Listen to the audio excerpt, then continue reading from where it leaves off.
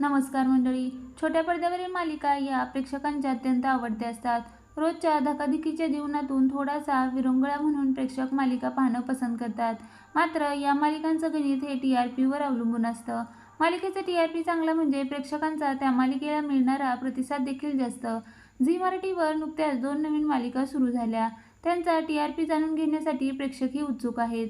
मात्र दुसऱ्या आठवड्यातही तेजश्री प्रधानच्या नव्या मालिकेचा TRP फारसा वाढलेला दिसत नाही. कितव्या स्थानावर आहे झी मराठीच्या 2 नवीन मालिका? स्टार प्रवाहाची लोकप्रिय मालिका ठरलं तर मगने यावेळेसही आपला पहिला क्रमांक कायम ठेवला आहे. यानंतर दुसऱ्या स्थानावर 5.2 रेटिंगसह घरोघरी मातीच्या चुली ही मालिका आहे. या मालिकेच्या रेटिंगमध्ये गेल्या आठवड्याच्या तुलनेने चांगलीच वाढ झाली. तिसऱ्या स्थानावर लक्ष्मीच्या पावलांनी तर चौथ्या स्थानावर कोण होतीस तू काय झालीस तू या मालिकेने झेप घेतली आहे. 5व्या क्रमांकावर थोडं तुझं आणि थोडं माझं ही मालिका आहे. या आठवड्यातही झी मराठीवरील कमळी ही मालिका पहिल्या क्रमांकावर आहे. या आठवड्यात कमळी 3.6 रेटिंगसह झी मराठीवर पहिल्या स्थानी आहे. कमळीनंतर लक्ष्मी निवास मालिकेचा TRPच्या शर्यतीत दुसऱ्या स्थानी आहे.